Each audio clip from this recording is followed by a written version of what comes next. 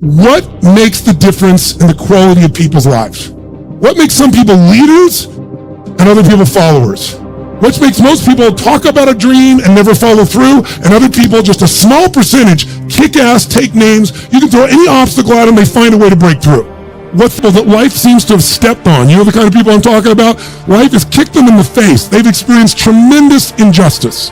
Nothing has been fair to them. They've been abused mentally, emotionally, sexually, spiritually, whatever. And very often, those are the very people that most of us are inspired by, who achieve levels that most people never dream about and who touch society. So how many came here for some breakthroughs? A breakthrough means a new quality of life. So let me give you 3 keys to a breakthrough. Any one of these 3 can give you a breakthrough, but if you do all 3 of these, you're going to have an extraordinary breakthrough.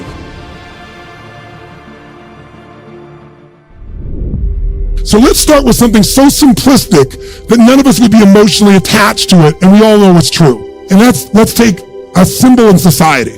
Literally 60% of Americans are overweight. Now, I want to ask you a question. Is that because the strategies required to losing weight are so complex that it's just completely overwhelming? No. However, if you have the wrong strategy, you're guaranteed failure, even if you're motivated and driven and excited. Is that fair to say? So if you have the wrong strategy, it's not going to work. So let me give you 3 things in reverse order of importance, okay? Reverse order, least important first. If you want a breakthrough, one of the things that gives you breakthrough is a strategy. A new strategy could change everything. Does that make sense? A new way to do something. If you come up with the right strategy, it could save you a decade. It could save you 5 years. What is a strategy? It's a specific way to do something that if you do it that way, you get the result every time. Think about strategy like a recipe. If you know someone's recipe and they took 25 years to figure out how to make the perfect chocolate cake, and you're not a baker, but you got their strategy, you got their recipe, how often can you get the same quality of chocolate cake if you follow their recipe, if you follow their strategy? How often will it work? How many times? Every single time. That's the beauty of a strategy. You can give someone the perfect strategy, and they can still not do it. They can even know it's the right strategy and still not follow through. That's why the problem in our society is not a lack of strategies. So is it a strategy problem, do you think? No. So don't get me wrong, I believe strategy is invaluable, but strategy without the next 2 is basically worthless in my experience. You know what to do, but you don't do what you know. But the right strategy versus the wrong strategy is critical. I want you to make a note of this, really important. You have to do the right thing at the right time. I'll give you an example in my country. Psychiatrists all the time that are taking antidepressants for their depression, and they wonder why they don't get better. I mean, we're weird this way. I'm telling you, if you're going to get a strategy, you better get somebody who's doing it. Someone's getting results. Now, strategy isn't critically important. Even though I beat up on it, is it still a huge advantage with the right strategy, yes or no?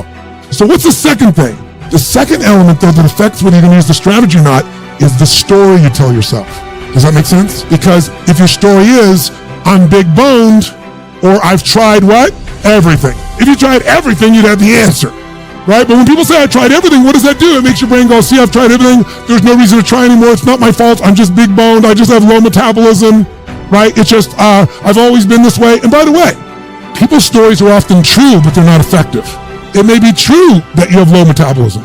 It may be true that you're big boned, but that's not why you're fat. It's because you're doing nothing to change your metabolism. Make sense? Or I don't have a relationship with a great man, a great woman, because all the good ones are gone. Isn't that a common story people tell themselves? And what does the story do? It kills your hunger, it kills your drive, it gives you a reason not to face the discomfort. We've all lived in a society that has trained us since we're this tall now. Most of you, by the time you're 21, saw 2 million commercials and had to instantly get out of pain. Instantly out of pain. You know what the problem with getting out of pain is? It takes away the purpose of drive. How many of you know somebody who takes antidepressants right now and they're still depressed? That's because they have the same story. Even though they've changed their biochemistry, the same story brings them to that lousy place. If your story is, I don't have the resources, that story is going to kill your future. If your story is, I can get any resource I want if I find a way to add enough what? Value to other people's lives, then you can get the resources. How many of you in this room ski or snowboard? In skiing or snowboarding, if you take up this, and that is you need the right state, or Australians call state, then what you have to understand is your state determines how you think and feel, right? How many of you in this room can remember a time when you got really angry at somebody? Do you ever notice when you're really angry at somebody, you suddenly remember everything they've ever done?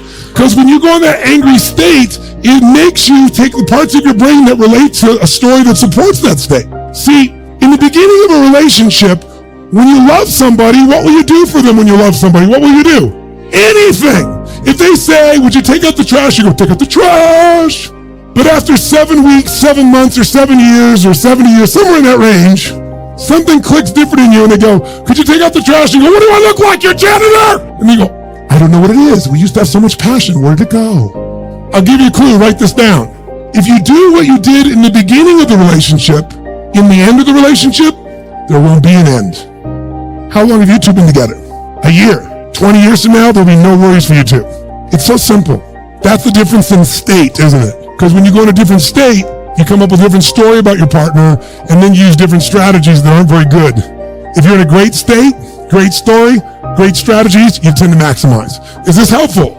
So tell me, which one of the three here do you think is the one that can screw things up the fastest and can mess things up the most? Which one of these three? Tell me. Story is the one that will sustain the problem. The one that can change everything the fastest is the state. The strategy is useful, don't get me wrong. I live for them. I mean, I can tell you some strategies in business.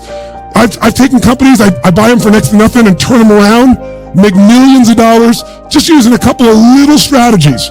Simple business strategies where if you don't know the strategy, ignorance is not bliss. If you want to change your story, first thing you're going to do is change your state.